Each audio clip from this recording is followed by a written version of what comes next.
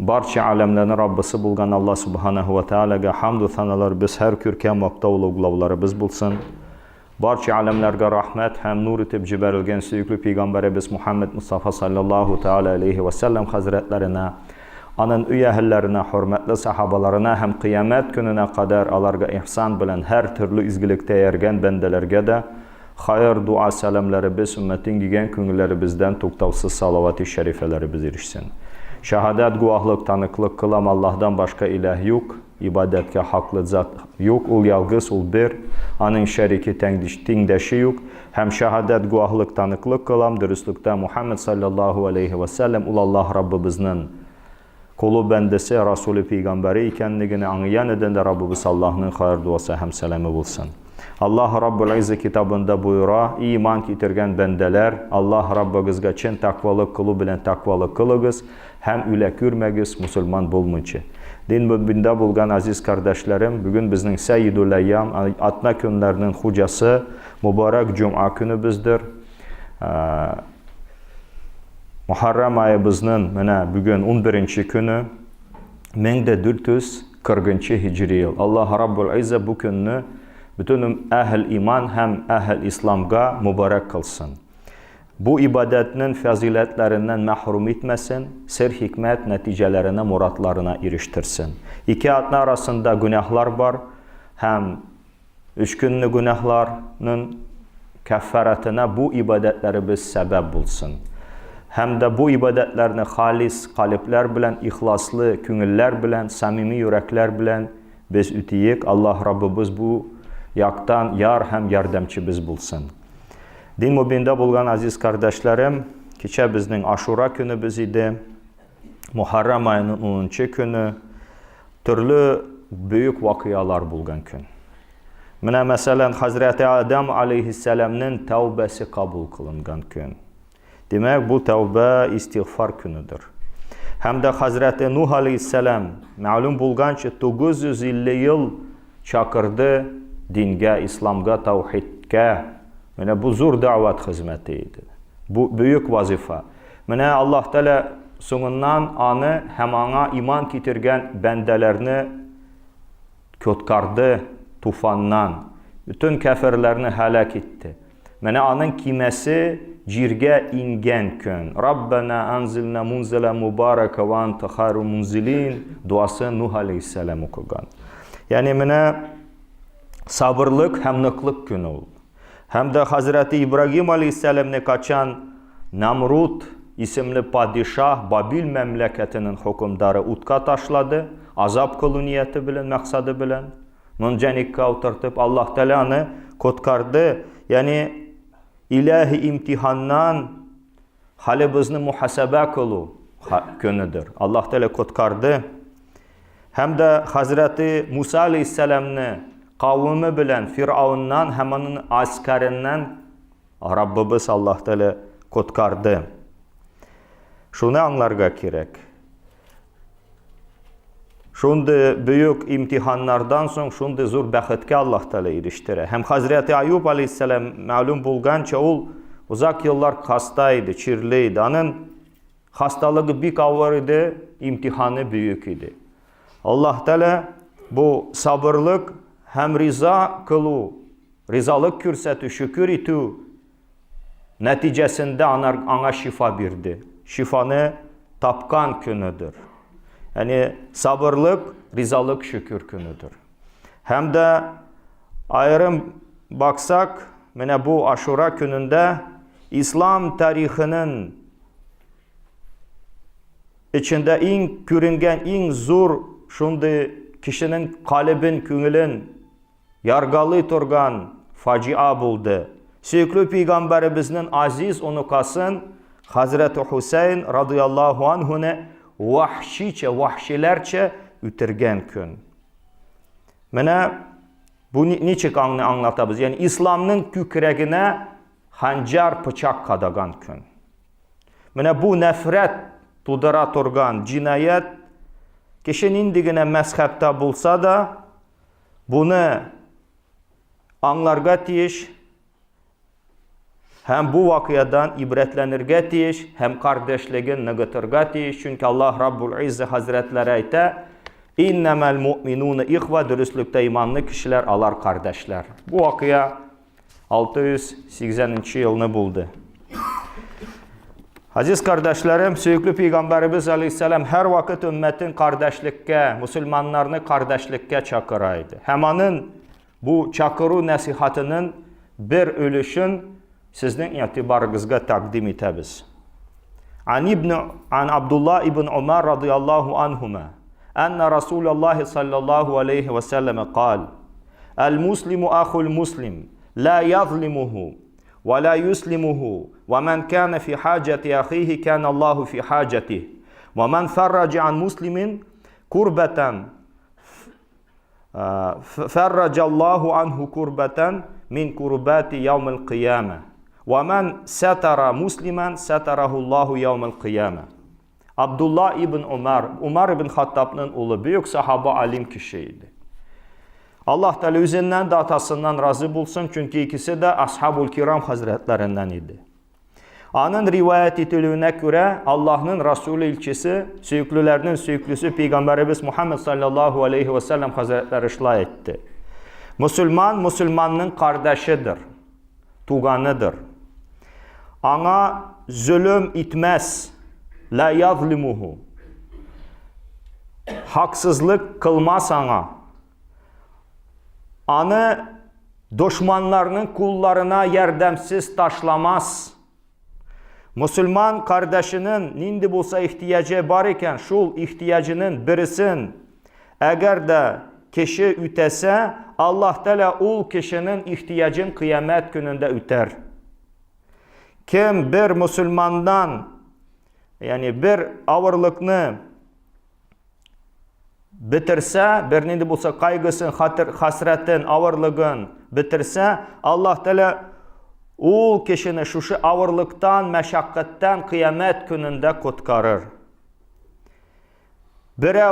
Bir kişi Müslümanın bir ayıbın, kimçiliğin kaplasa, örtse Allah Teala anın da kimçiliğin, ayıbın kıyamet gününde örter, kaplar deyip Peygamberimiz ayette.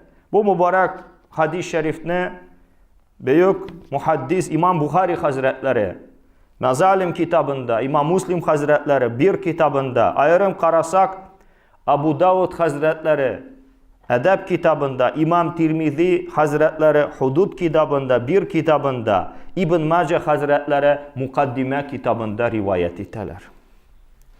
Allah'ın izgi kitabı Kur'an-ı Kerim ayette estaizu billah innemel mu'minune ihva. Dürüstlükte imanlı kişiler, müminler alar birbirine kardeşler. Bu Hucurat suresi 49. surenin 10. ayet-i kerimesi. Allah Teala'nın bu fermanı buyruğu. Bu hadiste de Müslümanların kardeş buluğun bile biz hadis-i şerif şunu bizge bilgizem, şunu malum ete. Hem Müslümanların kardeşliği dinden köç Allah. Yani din itibarı bilen biz kardeş. İslam dini sebepli. Din kardeşliği kan kardeşliğinden aldığında tora. Bu kardeşlik, bu tuganlık azat, hür, svobodny, kol, rab, akıl iyesi, razumny, balik, совершеннолетний, hem umlu, sumlu ayırgan, yani mumayyiz bulgan her kişini içine Allah. Yani şunda umumi kardeşlik.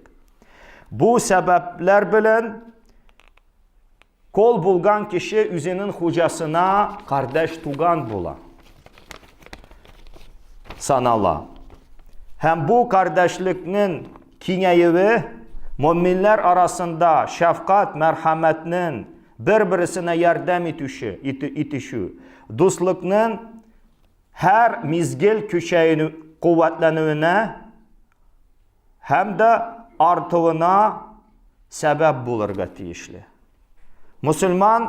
Müslüman kardeşine zulüm etme ve o bir tilek tügül пожелание. La yazlim, он не должен его притеснять. Это не просто пожелание. Bu emir, bu buyruk, bu koşu Peygamberimizin buyruğu. İtaat ederge gerek. Çünkü zulüm haramdır. Her haksızlık her türlü zulüm sanala.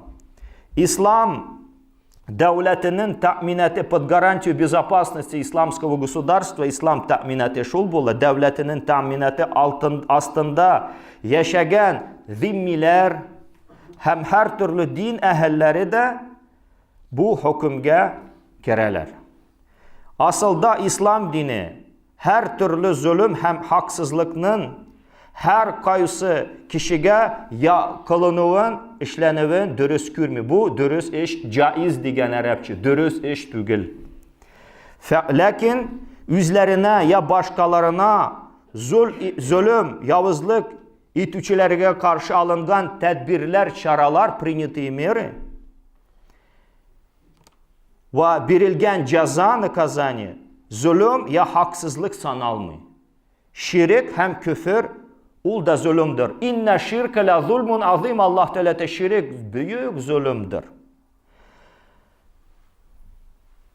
İslam kişilerinin şirkte ya küfürde kalularına şirk hem küfürlük meşru şeriat tarafından ruhsat etilgen hem onu taratırga yarı deyip ruhsat birmi bu işe yakşı küz bilen karamı. Şunday münasebetke karşı, şunday hareketlerge karşı Allah'ın emir etken buyrukları var. Hem onun buyrukların ülçep şunlarga karşı gerek kilirge. Bunu da kılgan vakitte adillik bilen kılırga gerek, adillik kaidelerinden taypılmazka. То есть принципы справедливости не нарушаться.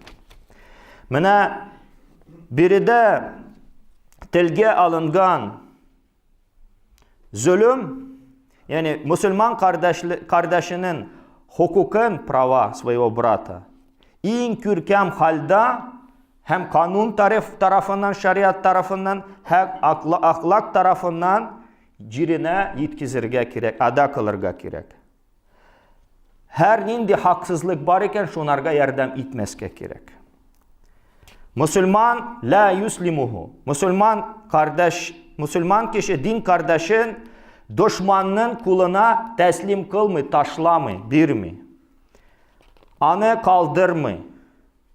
Onu halaklıkka atmı, ne pogibel, ne brasayet. Bana bu hadisinin şarh kılıcı, anlatma bürücü büyük İslam alimi İbn Battal rahmetullahi aleyh hazretleri. Mazlumga угнетаемый, обижаемый, притесняемый деген zulüm kılıngan mazlum sözü bizden ana tilimizde var. Lisanul Kur'an'dan sürekli peygamberimizin mirası bu. Yani mazlumga yardım itu her Müslüman üstünde fardul kifaye. Eğer arada birisi işlemediyken, yardım etmedi, bütün ümmet günahkar sanala. Bu farz kifayeni ütemegen bular. Devlet başlığına, padişaha, halife, yani Müslümanların devlet başlığının ismi, yani İmametul Kubra, sultan, halife bulsun, padişah bulsun, Müslümanların devlet başlıklarına hem farz aynı sanala, lichni farz. Şlay anlata büyük alimimiz İbn Battal Hazretleri. Müslüman, yani ışanıçlı kişi, ışanıç tudıra, hem danardan ışanıç, yani iminlik toyalar, чувствуют от него безопасно, yani iminlik hissiteler toyalar imanlı kişiden. Yani şahsi menfaatı için lichni выгоды degen. Hem nefesi tilegen, nefis tilekleri, желание nefsi degen. Onun için Müslüman kardeşin fida etmezken, для этого, для личной выгоды и для похоти, желания своего нефса, мусульман кишины фида etmezke тиш, мусульман kardeşi. То есть его не жертвует ради этого. Ради своего нефса и ради своих личных корыстных интересов. Anarga karşı bulmazka tiş. Anarga karşı münasebet elimte bulmazka tiş. Ul dürüstügül. Çünkü Müslüman Peygamberimiz etel muslimu men selimel muslimuna min lisanihi ve yedih. Müslüman şul kişidir. Onun kulundan, tilinden başka Müslümanlar selamet bulup yaşayırlar. İmam Bukhari bu hadisini iman kitabında rivayet etti. Şlayık Peygamberimiz etel La yu'minu ahadukum hatta yuhibba li akhihi ma yuhibbu li nafsi. Bu hadis şerifni yanada da İmam Buxari Hazretleri rivayet etə. Yani sizin birəviniz iman getirməz, imanlı bulmaz. Əgər üzünə söygənni, üzünə tiləgənni, üz kardeşine, Müslüman kardeşine söymичи туруп, яратмичи туруп. Ни один из вас не уверует, пока не полюбит для своего брата то, что он любит для себя. Müslümanlar bir-birlerinin ihtiyaçlarını, то есть какие-то потребности, нужды деген, ihtiyaç şul bola. O ihtiyaç Arap sözü bizning tilimizde var, Lisanul Kur'an. Müslümanlar bir-birisinin ihtiyaçlarını qanoatlantirga üterge tiyiş. Şulay etip kardeşlik vazifasını ödeyip, этим самым исполняет долг перед своим братом. Kardeşlik vazifası, обязанности по отношению к брату деген. Çünkü kişiler bir-birisine muhtaç. Çünkü Allah Teala şulay yarattı bizni. Biz bir-birimizге muhtaç. То есть друг в друге нуждаемся. Аллах Та'ala таким образом создал человеческий род.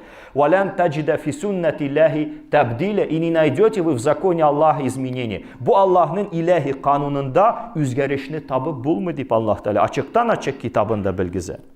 Bir-birimizге muhtaç. Mene bu ihtiyaçlar, эти потребности, maddi hem manevi, это и материальные, и духовные. Ничек maddi yaktan bir-birimizге ihtiyacımız var, şlайк manevi ягына. Как и духовные потребности друг другу есть, морально друг друге нуждаемся, моральная поддержка, так и материальные. İkisi de kıymetli. Обе этих потребности имеют особую ценность. Bir Müslümanın ihtiyacın ütegen, kanaatlandirgen kişinin ihtiyacın Allah Teala üterge, kanaatlandirge va'da ete bir şey. İnna Allah la yuhliful mi'at. Allah Teala va'dasını üzgermi. Allah ne minayet danime bir şey. Hem Peygamberimiz Aleyhisselam ayette: Vallahu fi avni abdi ma kana'l abdu fi avni ahi. Bu hadis şerif İmam Müslim'nin zikir kitabında. Sahih hadis. Yani Allah Teala bendesine şul vakitte yardım etti, kaçan şul bende üz kardeşine yardım etti. Allah помогает своему рабу тогда, когда он помогает своему bratу. İmam Müslim'nin zikir kitabında bu hadis şerif rivayet etti. Hem bu nerseni bizge açıklayın. Mine kişi turmuşunda, kişinin hayatı var, есть человеческая жизнь, hayatul insan, kişinin turmuşu, hayatı, ömrü. Mine kişi turmuşunda, hayatında kichkina hem büyük her türlü ağırlıklar bilen karşılaşır. Встречается самыми различными трудностями, маленькими и большими. Mene kişini küngülsiz kaldırgan, kanatın yüzgen, kalbin kırgan her türlü ağırlık var. Mene şu ağırlıkını eğer de üterge, bitirge yardım etsek, Allah Teala şulay ettirip kıyamet gününde, ağırlık gününde de yardım eder ol bendege. Üst Müslüman kardeşine yardım etüçilerini, ağırlığın bitirüçini. Yani şimdi küngeli kırılgan, şimdi busa küngелinde ağırlık var iken, kaygı hasret var iken, anın üstünde elde ecir var, mükafat, воздаяние, не просто, еще Allah Teala'nın için вознаградит, yani mükafatın birir. Şundi günü Allah'tan başka hiçbir dost, yardımcı bulmagan günü, kaysan biz anın yardımına muhtaç, hem yardımına layıklı buluruz. İnşallah eğer de Müslüman kardeşimizin bir kaygı hasretini bitirsek. Bitirüğüne yardımcı bulsak, bir tatlı söz bilen güne bulsak. El kelimetu tayyibetun sadaka. Hoş söz ol da sadaka. Hoş söz bilen bir Müslüman kardeşimizge de yardım etip bul. Benim akşam yok. Hoş sözge yumart bul.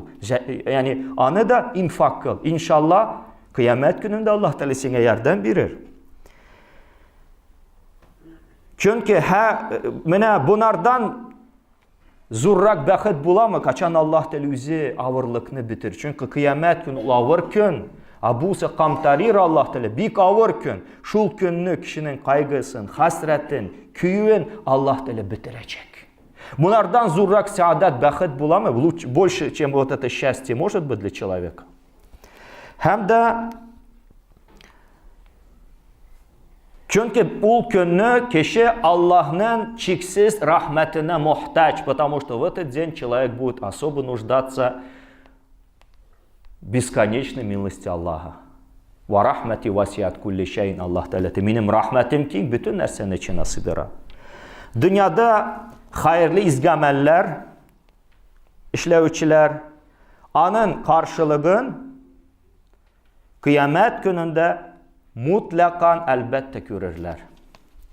Bir Müslümanın ayıbın, ya kimçiligin örtmek, скрыть какой-то недостаток, izyan Müslümanına. Yani ihtiyaç içinde bulgan Müslüman kişinin tenin örtü, beneden örtü diyen kiyin alıp onu kiyindiru. Allah karşında büyük sevaplı iş sanala. Müslümanın bir kimçiligin hatasın örtü, onu şariat kuşkan edeb bilen mümkün bulsa yaşırın itip nasihat birip şuşu gafletten, şuşu yalgış yoldan, şuşu hatadan onu kutkaru bulurga tiyiş. Eğinde kim açıktan açık her kişinin karşısında eğer de günahlar işli, eğer de onun günahı eşkara, yavna открыты, hem fasik kişi, facir mene açıktan açık, hamer içe, narkotik kabul ete, hem şunlarga okşagan ulu günahlar kılsa, bu hükümge kirmi.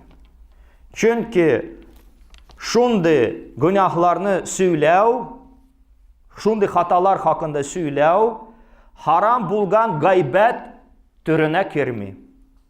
İmam Navavi Hazretleri, Şeyhülislam, Hüccetülislam, rahmetullahi aleyh, büyük fakih hem muhaddis, mene kimçiliklerini kire kaplarga, yani kim meşhur tügül ol hatalar bilen, günahlar bilen, неизвестен вот этими мерзкими поступками, onun kire kimçiliklerin örtege.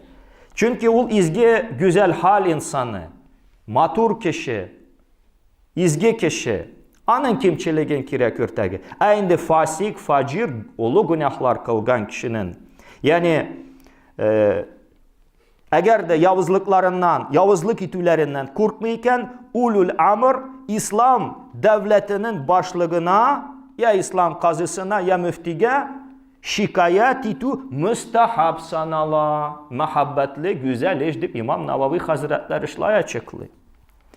Şlay etip eğer de onun günahın, cinayetin biz örtsek, andi facir fasiknin, anarga cesaret biremiz, batırlık, smelost pridayım. Tağında bu yamanlıkını, yavızlıkını, zulümünü arttırır, günahlarını ularttırır. Mene bu hükümler şunlarga beyli. Eğer de kişinin köçünden kileyken o günahını elbette elde tuktatırga kirek. Men ra'a minkum munkaran felyugayir biyedih. Peygamberimiz Aleyhisselam'da kim bir münkar şeriat tarafından tıyılgan işini kürse, küçünden kilseyken kulu bilen üzgertsin. Bu hadis-i şerif söykülü Peygamberimizden bizge erişti. 1400 yıl bunlardan ilik. Bu Allah'ın rahmeti. Rabbimizge şükür etiyik.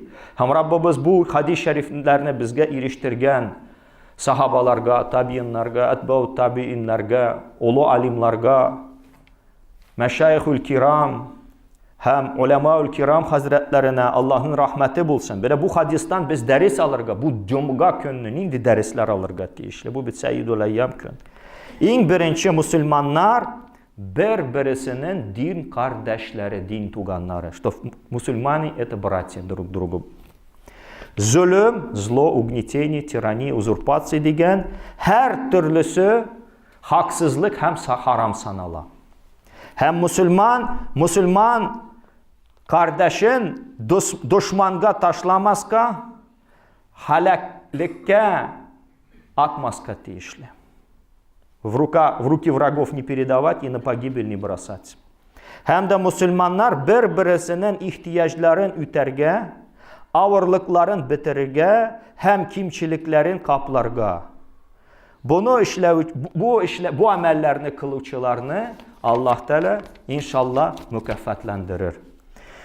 Din mübidde aziz kardeşlerim, inşallah bu ayının 29'unda bizning derslerimiz yanıra, çünkü ötken yıl devamında dersler bula. buldu. Söykülü Peygamberimiz aytdı: "Talabul ilmi faridatun ala kulli muslimin." İlimni talab etu her Müslümanga irimi, hatınımı farzdır.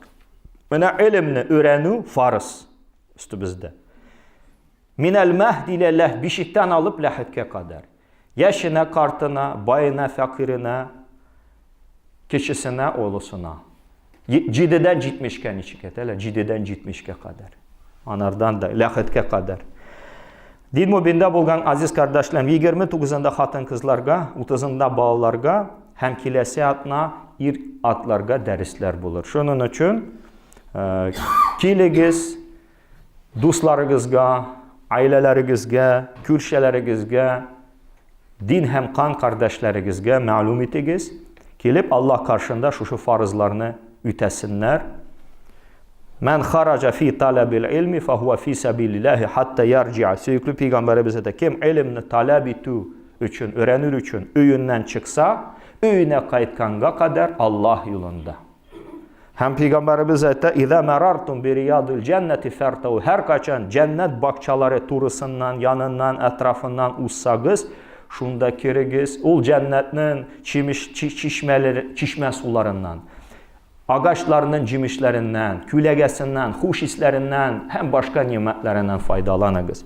Qila ve ma riyadul cennet. Ashabul kiram hazretleri etti: "Ey Allah'ın Resulü, nerede olsun bula? Nerede olsun bula cennet bakçaları?" Söykülü Peygamberimiz şulay ifade kıldı. O tak выразил. İfade kıldı degen выражать. Şulay ifade kıldı hem etti. Mecalisul ilm, ilim meclisleri. Şunun için bu ilmi meclislerge Allah'ın yurtunda bulgan ilmi mecliske kim Allah rizalığı için kileyken bir umraya hac sevabını ala bir ders için. Şunun için bu sevaptan milletimizni, ümmetimizni mahrum etmeyik, şeytanın vesvesesinden birilip nadan bulup yaşamayık. Allah Teala şu nur bilen kalbimizni нурландырсын, hem ilmni talab etu, ibade kalbiye, приобретение знаний, это поклонение сердцем. Hem ilimni firişteler kişinin kalbine sekine hükmünde indireler. Benim kalbimizni bu Allah'ın rahmetine açık. Ve kulu kavli hâzâ ve estağfirullah li ve lekum.